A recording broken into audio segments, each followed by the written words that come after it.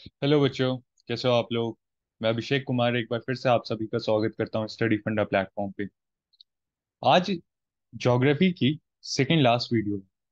इस वाले वीडियो में मैं आपके साथ नेचुरल वेजिटेशन और ट्रांसपोर्टेशन डिस्कस करूंगा। और एक और आप लोगों के लिए अनाउंसमेंट है कि आप लोगों के जो भी डाउट है, आप सब लोग कमेंट, मैंने देखे हैं कुछ कमेंट में।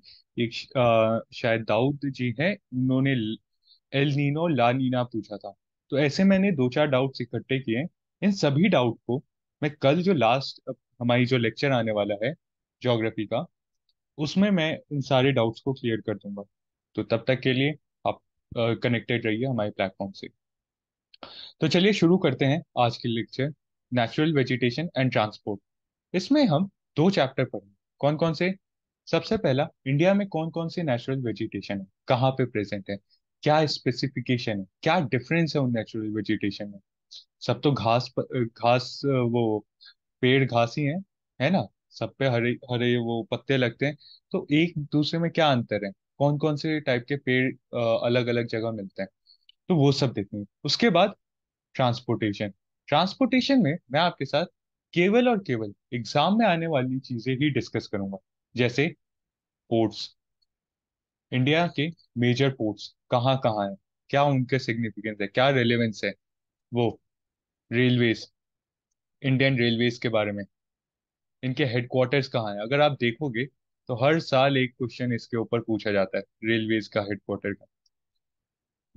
तो चलिए आज के लेक्चर शुरू करते हैं फिर। हम सबसे पहले देखते हैं कि आज हम पढ़ेंगे क्या क्या। सबसे पहले हम पढ़ेंगे कि नेचुरल वेजिटेशन होता क्या है, कितने टाइप के नेचुरल वेजिटेशन है। Tropical evergreen, deciduous, for mountain forest, tidal forest, mangrove forest, बहुत सारी चीजें हम देखने वाले हैं इसमें। फिर इंडियन रेलवेज के बारे में हम पढ़ेंगे। रेलवे हेडक्वार्टर्स कहाँ पे हैं, हमारे जो देश में रेलवे जोन्स जो डिवाइडेड हैं, उनके हेडक्वार्टर्स कहाँ पर हैं, क्योंकि इसके ऊपर हर साल एक क्वेश्चन पूछा गया है। उसके बाद लास्ट में हम पढ़ेंगे about major ports in India. आपको पता है इंडिया में 12 मेजर पोर्ट्स हैं, ठीक है। 70% इंडिया का जो कार्गो है वो थ्रू सी, समंदर के द्वारा एक जगह से दूसरे जगह जाता है। तो पोर्ट्स आपके बहुत इंपॉर्टेंट है।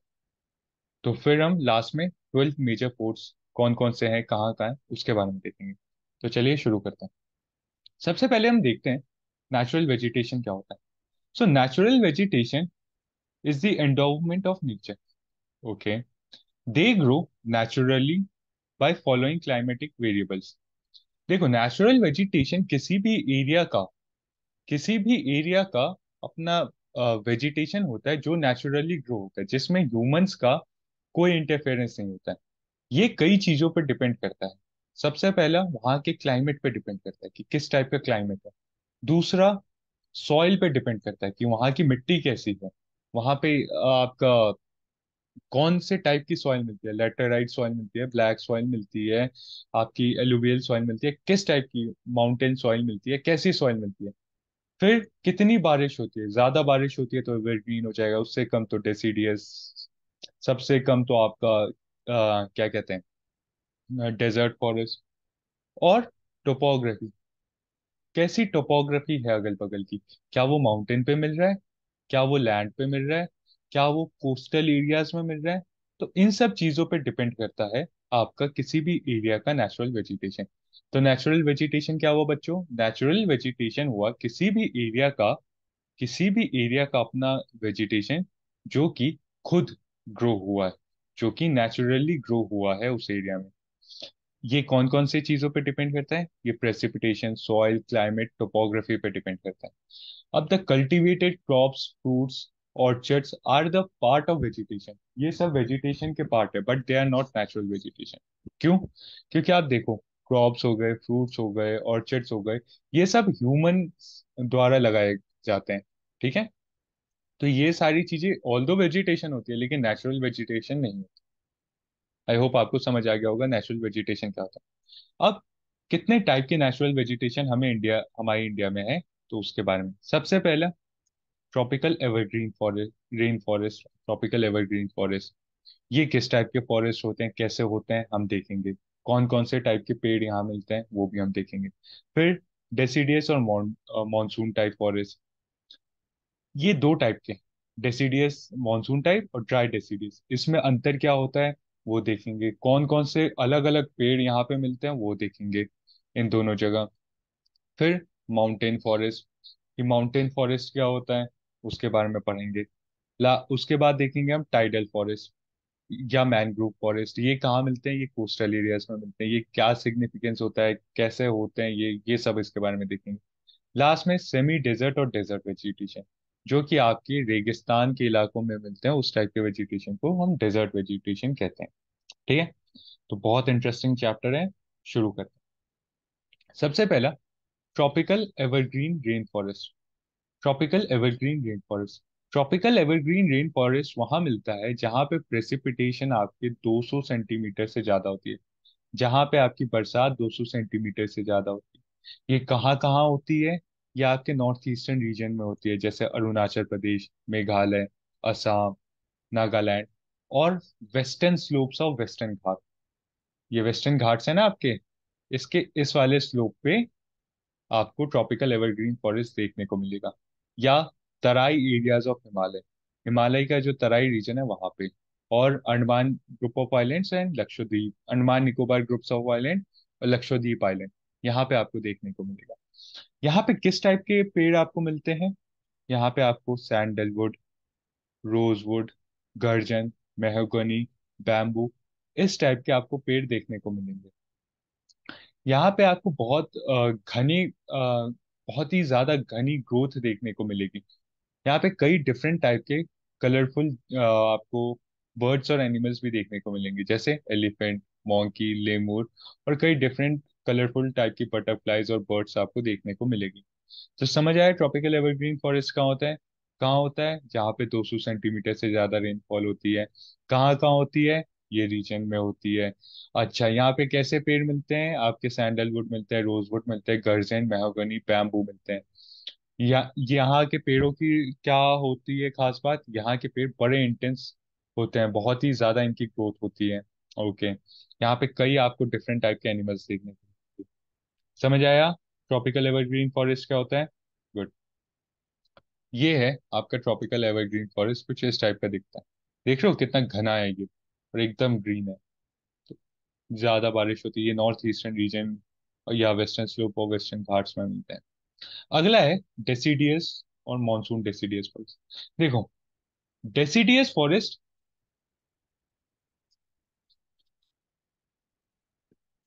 फॉरेस्ट दो टाइप के होते हैं, ड्राई एंड मॉनसून। ड्राई कौन सा, जहाँ पे 70 सेंटीमीटर से 100 सेंटीमीटर तक की रेनफॉल होती है, उसे हम ड्राई डेसिडियस कहते हैं। मानसून कौन सा, जहाँ पे 100 सेंटीमीटर से 200 सेंटीमीटर तक की रेनफॉल होती है, उसे हम मानसून डेसिडियस फॉरेस्ट कहते हैं। आई होप आपको डिफरेंस समझ आ गया होगा। अब ये है मानसून डेसिडियस फॉरेस्ट। अच्छा, ये कहाँ मिलती है, ये आपके लोअर स्लोप ऑफ हिमालयास या वेस्ट बंगाल, छत्तीसगढ़, बिहार, उड़ीसा, कर्नाटका, महाराष्ट्र, झारखंड, इस रीजन में मिलती है। यहाँ पे प्रेसिपिटेशन जो होता है आपका, ये 100 से 200 सेंटीमीटर के बीच में होता है। ठीक है, इस एरिया में टीक जो है, टीक पेड़ जो है वो बड़ा डोमिनेंट पेड़ होता है, इस एरिया में हमें देखने को मिलता है।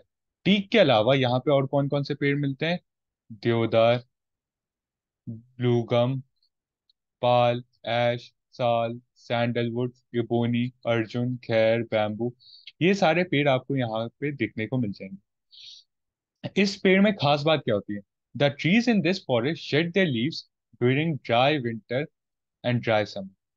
ये विंटर और समर में अपने जो पत्ते हैं उसे शेड कर देते हैं। ठीक है, जो आपका एवरग्रीन फॉरेस्ट और इस फॉरेस्ट में अंतर ये होता है कि एवरग्रीन फॉरेस्ट साल भर आपके हरे हरे रहते हैं, वहां पे कभी कोई एक उनका पर्टिकुलर शेडिंग सीजन नहीं होता, लेकिन यहाँ पे होता है। यहाँ पे कब होता है, ड्राई विंटर या ड्राई समर में, और ड्राई समर में। ठीक है, अब अवेलेबिलिटी ऑफ वाटर के हिसाब से जो ये फॉरेस्ट है, मैंने आपको बता दिया, ये मॉइस्ट और ड्राई में डिवाइडेड है। ये ड्राई, ये मानसून, या मॉइस्ट। ठीक है। इंडिया में सबसे ज्यादा किस टाइप के, अगर एग्जाम में पूछा सबसे ज्यादा किस टाइप के फॉरेस्ट देखने को मिलते हैं, तो डेसीडियस। ठीक है। मॉइस्ट डेसीडियस फॉरेस्ट या मॉनसून फॉरेस्ट देखने को आपको सबसे ज्यादा मिलेगा। ठीक है। तो ये है आपका मॉनसून डेसीडियस फॉरेस्ट के बारे में। आपको कुछ इस टाइप का देखने को मिलता है। ड्राई डेसीडियस, जहाँ पे 50 नहीं, ये 70 है। 70 सेंटीमीटर से 100 सेंटीमीटर तक की बारिश होती है। ठीक है। ये हमारा मॉइस्ट डेसीडियस से सूखा फॉरेस्ट होता है। देख रहे हो ना, बारिश कम हो रही है। कहाँ कहाँ मिलेगा ये? Central Deccan प्लेटू, Punjab, Haryana, Uttar Pradesh, Madhya Pradesh, south east Rajasthan. इस रीजन में आपको ड्राई डेसिडियस फॉरेस्ट देखने को मिल जाएगा। ओके। ऐसा आपका ड्राई डेसिडियस फॉरेस्ट दिखता है। ठीक है। ये अपना लीव्स शेड कर देता है वाटर, वो क्या कहते हैं, समर और विंटर सीजन में। अगला है माउंटेन फॉरेस्ट या माउंटेन फॉरेस्ट। ये एक टाइप के फॉरेस्ट होता है। माउंटेन फॉरेस्ट उन फॉरेस्ट को कहते हैं जो माउंटेन्स पे मिलता है। ठीक है। ये डिफर करता है। माउंटेन फॉरेस्ट अब ये नहीं है, देखो हमने एवरग्रीन पढ़ा, डेसिडियस पढ़ा, उन सब में हमने एक चीज कॉमन पढ़ी कि वहां पे एक टाइप का पेड़ मिलता है।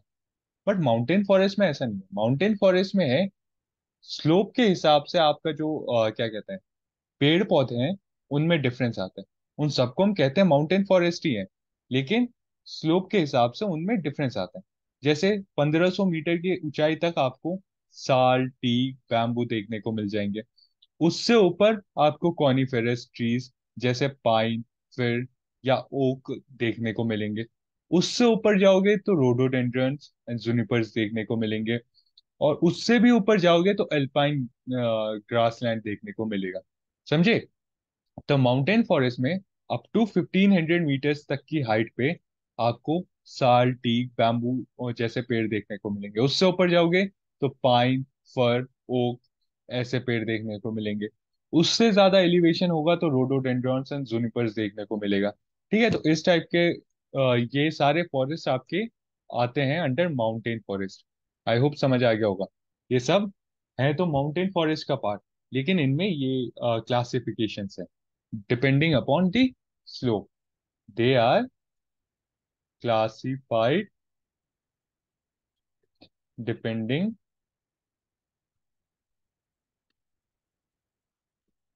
upon the slopes. स्लोप के ऊपर ये क्लासिफाई होते हैं। ये आपका माउंटेन फॉरेस्ट के पिक्चर है। यहाँ आप देख सकते हैं ये कौन सा पेड़ है। या आप मेरे को सब लोग कमेंट सेक्शन में बताओगे। ठीक है। कमेंट सेक्शन में मुझे प्लीज बताना। ठीक है। और जो सही आंसर देगा मैं उसके कमेंट को हार्ट रिएक्ट करूंगा। तो आप मेरे को बताना ये कौन सा पेड़ है। अब अगला है टाइडल और मैनग्रोव फॉरेस्ट।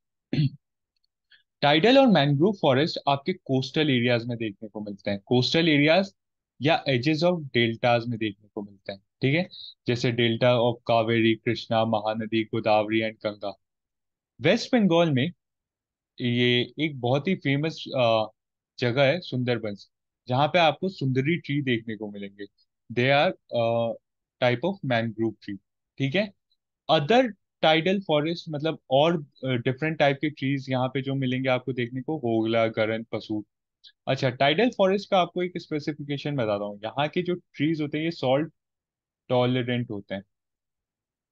सॉल्ट टॉलरेंट होते हैं क्यों? क्योंकि देखो यार बच्चों, ये मिलता है आपके कहाँ, कोस्टल एरियाज पे, है ना। तो वहां पे सॉल्ट सबसे ज्यादा होता है, समंदर का पानी है। तो यहाँ के जो पेड़ होते हैं ये सॉल्ट टॉलरेंट होते हैं। ठीक है। ये जो पेड़ होते हैं they are important for timber industry as they provide timber and firewood. ठीक है। तो ये टिम्बर इंडस्ट्री के लिए बड़े इंपॉर्टेंट पेड़ होते हैं। ये देखो आपका ये मैनग्रोव या टाइडल फॉरेस्ट का एग्जांपल, ये काफी सॉल्ट टॉलरेंट ट्रीज होते हैं। सेकेंडली इनकी जो रूट्स होते हैं वो बड़े डीप होते हैं, जिस वजह से ये सॉइल इरोजन को भी रोकते हैं। दे प्रिवेंट सॉइल इरोजन, ये सॉइल इरोजन को भी रोकते हैं। ठीक है, कोस्टल एरियाज में तभी इन पेड़ों को लगाया भी जाता है, प्रमोट किया जाता है मैनग्रोव्स लगाने के लिए। क्यों? क्योंकि कोस्टल एरियाज नहीं तो वहां का सॉइल इरोड होता जाएगा। अगला है हमारा semi desert and desert vegetation. Semi desert and desert vegetation कहाँ मिलेगा? डेजर्ट वाले इलाके में मिलेगा, जैसे नाम सजेस्ट कर रहा है। डेजर्ट वाला इलाका कौन सा होगा? जहाँ पे रेनफॉल कम होगी, है ना, ऑब्वियस है। जहाँ रेनफॉल कम होगी वहाँ डेजर्ट मिलेगा आपको। सो ये कहाँ मिलता है? लेस, जहाँ पे रेनफॉल आपकी लेस देन 50 सेंटीमीटर होती है। यहाँ पे आपके थॉर्न बुशेस, अकाकिया, बबूल, ये पेड़ देखने को मिलेंगे। Indian wild date is generally found है। इंडियन वाइल्ड डेट भी यहाँ पे आपको देखने को मिल जाएगा। इन पेड़ों की रूट्स काफी लंबे होते हैं और काफी ये मोटे होते हैं। रूट्स लंबे क्यों होते हैं? क्योंकि ये डेजर्ट एरिया में तो पानी कम है। पानी कम है तो काफी नीचे ग्राउंड वाटर से इनको पानी खींचना पड़ता है, तो इस वजह से इनके रूट्स काफी लंबे होते हैं। The plants found in this region store water in their stem to endure during drought. इस यहाँ के जो रीजन के जो प्लांट है वो अपने स्टेम में पानी स्टोर करके रखते हैं। ठीक है, क्यों? क्योंकि अगर कभी सूखा पड़े तो वो उस पानी से अपना काम चला सके। ये वेजिटेशन आपको कहाँ देखने को मिलेगी? गुजरात, पंजाब, पंजाब के साउथ वेस्ट पंजाब में, ठीक है, एंड राजस्थान के इलाकों में ये वेजिटेशन या इस टाइप की ट्रीज आपको देखने को मिलेंगे। ओके, ये है आपका डेजर्ट या सेमी डेजर्ट ट्रीज के एग्जांपल्स। ठीक है, अब नेचुरल वेजिटेशन में इतना ही था। देखो, आगे जाने से पहले मैं आपको बताना चाहता हूँ, आपको इसमें याद क्या करना है? आपको इसमें याद करना है which type of tree found in which vegetation. ठीक है, पहली चीज। दूसरी चीज, एग्जाम में आपको इस टाइप के भी क्वेश्चन आ सकते हैं कि बच्चों बताओ कि ये पर्टिकुलर ट्री है। ठीक है, पर्टिकुलर सपोज करो कि आपको बता दिया मैनग्रोव ट्री है, और एग्जाम और चार ऑप्शन दे दिए कि ये कहाँ देखने को मिलेगा। तो ये आपको, सपोज करो एग्जाम्पल आपको दे दिया नर्मदा एस्चुरी पे, तापी एस्चुरी पे, या फिर आपका सेंट्रल डेक्कन रीजन में,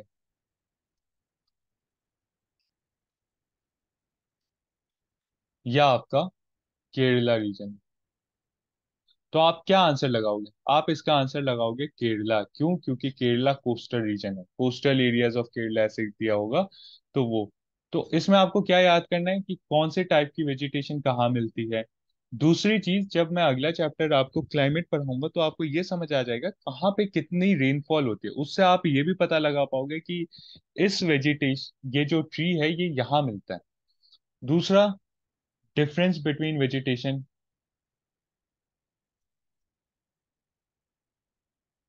डिफरेंस बिटवीन वेजिटेशंस, जो दो अलग अलग वेजिटेशंस है उनके बीच का क्या डिफरेंस है, तो ये दो चीजों के ऊपर क्वेश्चन पूछा जाए।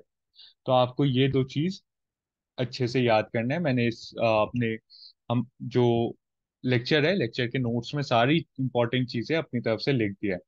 इसके अलावा भी आपको इस वाले नेचुरल वेजिटेशन में कोई डाउट आता है तो आप कमेंट करके मुझसे पूछ सकते हैं। अब स्टार्ट करते हैं हम इंडियन रेलवेज। एक इंपॉर्टेंट टॉपिक है। इंडियन रेलवेज स्टार्ट हुई थी बेसिकली 16 अप्रैल 1853 में। ठीक है, इंडियन रेलवे, इंडिया का जो रेलवे है, it is the fourth densest network railway network of the world.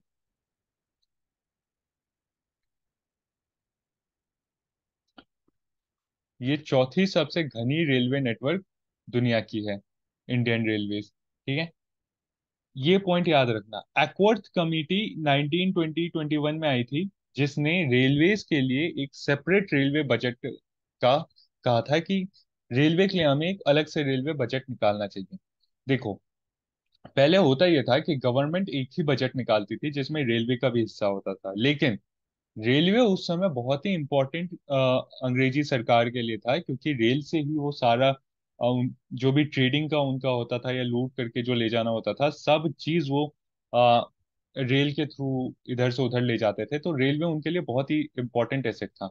तो उसके लिए एक्वर्थ कमिटी ने सजेस्ट किया था कि हमें एक सेपरेट रेलवे बजट लाना चाहिए फॉर रेलवेज के लिए। ये चीज कंटिन्यू होती जा रही थी अप टू 2016 तक। 2016 के बाद से हमें लगा कि हमें इस ऐसी चीजों की कोई जरूरत नहीं है सेपरेट रेलवे बजट की। तो तब से हमारा सिंगल बजट आने लगा, और उसी में रेलवे बजट भी कंबाइन कर दिया गया। तो ये एक फैक्ट है, इसे याद रखना। आपको रेलवेज में क्वेश्चन कहाँ से पूछेगा? तो रेलवेज में बच्चों आपको क्वेश्चन पूछेगा इस चार्ट से या इस डायग्राम, दोनों एक ही चीज है। इसको प्लीज प्लीज प्लीज याद कर लेना, इससे क्वेश्चन पूछेगा ही पूछेगा। क्या? ईस्टर्न रेलवेज का हेडक्वार्टर कहाँ है? कोलकाता। वेस्टर्न रेलवे का Mumbai church gate. Northern railway Delhi. North, east, west. Southern railway Chennai. East central railway, east central Hajipur. West central Jabalpur. आपका सेंट west central Jabalpur. East coast का भुवनेश्वर। ईस्ट कोस्ट, ठीक है। उसके बाद आपका south central Secunderabad. South central Secunderabad. फिर ऐसे करके आप अलग अलग ये जो भी नाम है, इन सारे नाम को बच्चों याद कर लेना कुछ भी करके। इसी नाम के ऊपर आपसे क्वेश्चन पूछेगा। ठीक है, मैं बार बार रिकमेंड करके कह रहा हूँ, ये डायग्राम, ये टॉपिक इतना इंपॉर्टेंट है कि मैंने इसमें 3 3 स्टार लगाए। तो आपको ये याद करना है। ये मैं याद नहीं करवा सकता हूँ, ये आपको खुद ही याद करना पड़ेगा। ये इसको आप कैसे याद करोगे? मैंने ऐसे याद किया है अपनी नोटबुक में। मैंने एक A4 पेपर लिया है, ठीक है। सपोज करो ये मेरा A4। यहाँ पे सेंट्रल बना दी। यहाँ पे north, south, east, west. West central, east central, north central, south central. फिर नॉर्थ वे north east, north west, south east, south west, south east central. ऐसे करके मैंने बना दिया और ऐसे करके मैंने याद किया, तो मुझे हो गया था। आप लोग भी ऐसे चाहो तो कर सकते हैं। ये बहुत बहुत इंपॉर्टेंट है, ठीक है। अगला इंपॉर्टेंट टॉपिक है about ports in India. India के पोर्ट्स के बारे में। इंडिया के पास 12 मेजर पोर्ट्स हैं और कई सारे माइनर पोर्ट्स हैं। तो हम मेजर पोर्ट्स के बारे में बेसिकली इस वाले लेक्चर में पढ़ने वाले हैं कि इंडिया के कौन कौन से मेजर पोर्ट्स हैं। तो ये सारे इंडिया के मेजर पोर्ट्स हैं। कौन कौन से? कांडला, मुंबई, यहाँ पे JNPT है। फिर गोवा में मर्मागो है। मैंगलोर पोर्ट, कोच्चि पोर्ट, टुंटिकोरिन, चेन्नई, विशाखापट्टनम या Vizag port, Paradip port, Kolkata port, Haldia port. ठीक है, ये सारे आपके इंपॉर्टेंट पोर्ट्स हैं। इनको हम एक एक करके डिटेल में देखेंगे। सबसे पहले कांडला पोर्ट। हम पहले वेस्टर्न जो भी पोर्ट्स हैं वेस्टर्न इंडिया में, ये वाले जो भी पोर्ट्स हैं कोच्चिन को मिला के, सबसे पहले हम इसे देखेंगे। तो सबसे पहले कांडला पोर्ट। ठीक है, कांडला पोर्ट कहाँ है? ये कच्छ डिस्ट्रिक्ट, गुजरात स्टेट में लोकेटेड है। ठीक है, वेस्ट इंडिया में है ये। It is located eight gulf of Kutch. ये गल्फ ऑफ कच्छ पे लोकेटेड है। ये इंडिया का एकमात्र टाइडल पोर्ट है। इसको याद रखना, पूछा जा सकता है कि कौन सा पोर्ट इंडिया का टाइडल पोर्ट है, तो कांडला पोर्ट है। ठीक है, ये पोर्ट को हमने वो जब पार्टीशन हुआ था उसके बाद हमने बनाया था। इस पोर्ट को बनाने का एक और इम्पोर्टेंट मकसद था। देखो, हमारा एक मुंबई पोर्ट है जो बहुत बड़ा पोर्ट है, उसमें बहुत भीड़ आती थी। तो मुंबई पोर्ट से थोड़ा भीड़ हल्का करने के लिए, थोड़ा उसको रिलीव करने के लिए हमने कांडला पोर्ट बनाया। इस पोर्ट की एक और खास बात, दिस पोर्ट, ये जो पोर्ट है ये काफी हाई वॉल्यूम में कार्गो को हैंडल करता है। ठीक है, it has been acknowledge as trade free zone. इस पोर्ट को हमने ट्रेड फ्री जोन डिक्लेयर कर दिया है। अगला है मुंबई पोर्ट। इंडिया का most important port. It is the largest natural port and harbour in India. इसको याद रखना है, इस पॉइंट को। पूछ सकता है इंडिया का लार्जेस्ट नेचुरल हार्बर। एक मैंने क्वेश्चन देखा था शायद 2016, नहीं 2017 वन, CDS 1 2017 का क्वेश्चन था कि इंडिया का नेचुरल सबसे बड़ा हार्बर कहाँ है, कौन सा है? तो आपका मुंबई पोर्ट। ठीक है। दिस पोर्ट, ये इस पोर्ट को शिवाजी महाराज जो हमारे थे, उनकी नेवीज भी यूज करते थे।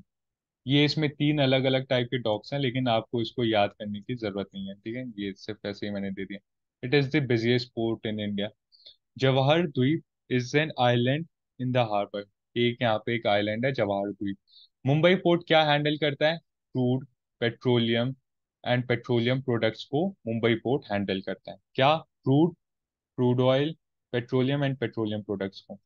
उसके बाद है JNPT पोर्ट। JNPT पोर्ट भी आपके मुंबई में ही है। मुंबई पोर्ट से थोड़ा नीचे नावा शिवा नाम की जगह है नवी मुंबई में। जो जो बच्चे मुंबई के हैं वो मेरे को बताएंगे कमेंट करके कि हाँ जी सर ये पोर्ट है। ठीक है। और इस पोर्ट के बारे में आप मेरे को थोड़ा कुछ बताना, ठीक है। ये पोर्ट भी है, नवा शिवा पोर्ट, आपका मुंबई में ही है। इसको भी बनाया गया था टू रिलीव जो प्रेशर पड़ रहा है हमारा मुंबई पोर्ट से, उस प्रेशर को थोड़ा डिक्रीज करने के लिए। ठीक है। इस पोर्ट की इंपॉर्टेंट बात क्या है? This is the largest artificial port of India. ये जो पोर्ट है ये सबसे बड़ा आर्टिफिशियल पोर्ट है इंडिया का। ठीक है। ये पोर्ट आपका क्या क्या हैंडल करता है? ये पोर्ट आपका हैंडल करता है textile, sporting goods, carpet, pharmaceuticals, chemicals, इन सारी चीजों को JNPT पोर्ट हैंडल करता है। आई होप आपको समझ आ रहा होगा। इसमें बच्चों याद करने वाली चीजें ही, इसमें मैं आपको ज्यादा कुछ, जैसे अभी लास्ट के 3-4 लेक्चर्स हैं, इसमें आपको याद ही करना पड़ेगा। इसमें वो कंसेप्चुअल चीजें कम है, ठीक है। अगला है मरमोगो पोर्ट। ये आपका गोवा में सिचुएटेड है। ये कहाँ पे है? रिवर जुआरी की एस्चुरी पे ये पोर्ट बना हुआ है। It is a natural harbour. ये जो पोर्ट है ये आयरन ओर को एक्सपोर्ट करता है, ठीक है। This port is use to export iron ore from India. अगला मैंगलोर पोर्ट। मैंगलोर पोर्ट कहाँ पे? कर्नाटका। ठीक है। It is a deep water all weather port. ये deep water all weather port है। ये आयरन ओर एक्सपोर्ट को हैंडल करता है। It is the only major port in the coastal state of Karnataka. Karnataka में ये केवल एक इकलौता पोर्ट है, ठीक है। अगला है कोचिन पोर्ट। कोचिन पोर्ट को एक और नाम से बुलाया जाता है, ये याद रखना। Queen of Arabian C. Cochin port को हम क्वीन ऑफ अरेबियन सी भी कहते हैं। ये आपके केरला में सिचुएटेड है, और ये काफी एक स्ट्रेटेजिकली बहुत ही इंपॉर्टेंट लोकेशन पे सिचुएटेड है, इसलिए इसे क्वीन ऑफ द अरेबियन सी भी कहा जाता है।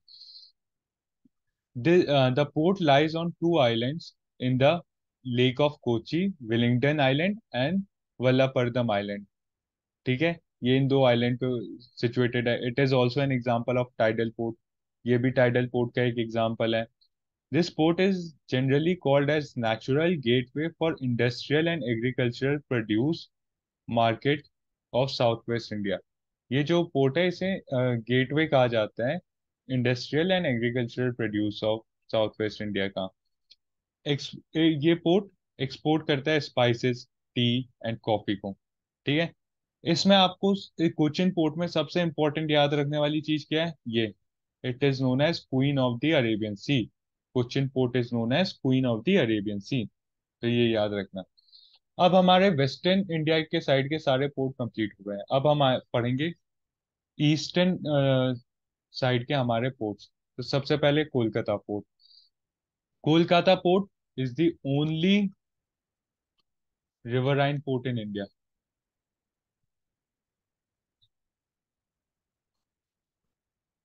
ये क्वेश्चन CAPF 2021 में डायरेक्टली पूछा गया।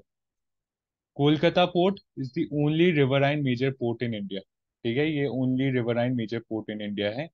ठीक है, it is the oldest operating port in India. India का ये ओल्डेस्ट ऑपरेटिंग पोर्ट है। It is a fresh water port. ये एक नदी के ऊपर सिचुएटेड है। It is also known as Diamond Harbour. इसको हम डायमंड हार्बर भी कहते हैं। ये पॉइंट आपको उतना रिलेवेंट नहीं है, तो इसको आप चाहो तो इग्नोर भी कर सकते हो। ये पोर्ट जो है जूट, टी, कोल, स्टील, इन सब को का ट्रेड कर होता है यहाँ से। सेकेंड इंपॉर्टेंट थिंग, ये जो पोर्ट है ये आपकी भूटान एंड नेपाल जैसी कंट्रीज को एक्सपोर्ट फैसिलिटी प्रोवाइड करवाता है।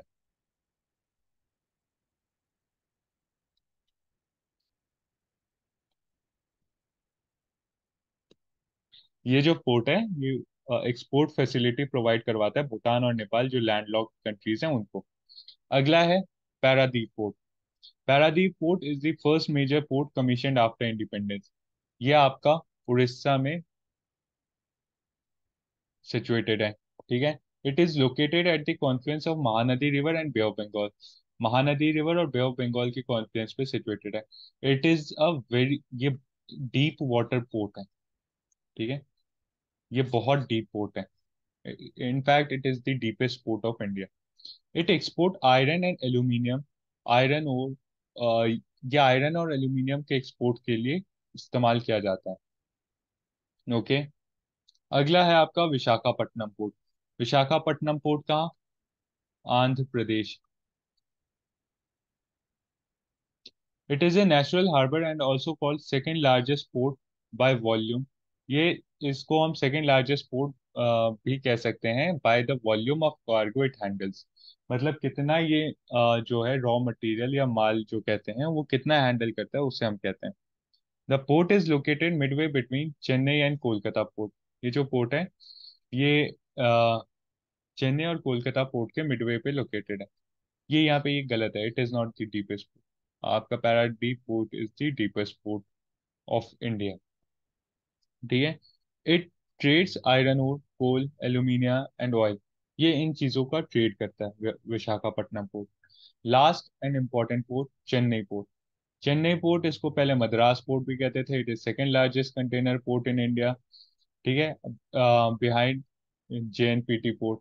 ठीक है, it is the largest in the Bay of Bengal. Bay of Bengal जो हमारा ईस्टर्न सेक्टर है वहाँ पे सबसे बड़ा ईस्टर्न जो हमारा क्या कहते हैं ब्लॉक है वहाँ पे सबसे बड़ा पोर्ट है हमारा Chennai port. It is an artificial all weather port. ये आर्टिफिशियल ऑल वेदर पोर्ट भी है कहा जाता है। तो ये हो गया आपका सारे मेजर पोर्ट्स के बारे में जो जो जिन जिन के ऊपर एग्जाम में क्वेश्चन पूछा गया। अब बच्चों, आपकी ज्योग्राफी का तकरीबन 90% मैं कह सकता हूँ कंप्लीट हो गया। कल हम climate of India plus some miscellaneous topics जो छूट गए हैं वो पढ़ेंगे। ठीक है, इसके बाद आपकी ज्योग्राफी खत्म हो जाएगी। अब आपका काम है कि ये सारी चीजें रिवाइज करना प्लस मैं स्टडी हमारा जो स्टडी फंडा का ऐप है उस पे जिन जिन बच्चों ने सब्सक्रिप्शन ले रखा है उन लोगों को पता होगा मैं वहाँ पे क्वेश्चंस आप लोगों के लिए अपलोड कर दूंगा। तो वहां से जाके आप चैप्टर वाइज मैं चैप्टर वाइज क्वेश्चंस अपलोड कर दूंगा। आप चैप्टर वाइज लेक्चर देखिए, नोट्स पढ़िए, जाके क्वेश्चन सॉल्व करिए, आपका टॉपिक क्लियर। ठीक है, क्या करना है आपको? लेक्चर देखना है, नोट्स पढ़ना है और वहां पे जाके क्वेश्चन सॉल्व करने हैं। इतना करोगे आपका टॉपिक क्लियर हो जाएगा। तो इस तरीके से आपको प्रिपेयर करना। अब आप बताइए कि आज की वीडियो आपको कैसी लगी। अगर अच्छी लगी तो प्लीज लाइक करें। आप लोग लाइक नहीं करते हो, लाइक करें, अपने दोस्तों के साथ इस वीडियो को शेयर करें और चैनल को सब्सक्राइब करें। और एक और इम्पोर्टेंट बात, कोई भी डाउट हो तो प्लीज प्लीज मुझसे कमेंट सेक्शन में पूछो। ठीक है, प्लीज मुझसे कमेंट सेक्शन में पूछो। और आज से पहले तक के जो भी डाउट हैं उन सारे डाउट को मैंने कल के लेक्चर में कवर कर दिया है। तो कल जो लेक्चर आएगा तो जो जो बच्चों के डाउट हैं जैसे दाऊद जी का डाउट था एक एल नीनो ला नीना के ऊपर, रवि राजपूत जी का डाउट था कि सर उनको कॉन्फिडेंस नहीं आ रहा है, तो इन सब को मैं जो कल का लेक्चर आएगा उसमें मैं आप लोगों को उसमें गाइड कर दूंगा। बाकी कोई भी डाउट है तो प्लीज मुझसे कमेंट करके पूछें, मैं एक एक डाउट को देखता हूँ, एक एक कमेंट को पढ़ता हूँ, और जो भी डाउट होगा मैं आपको उसका आंसर प्रोवाइड करूंगा। तब तक के लिए थैंक यू। जय हिंद।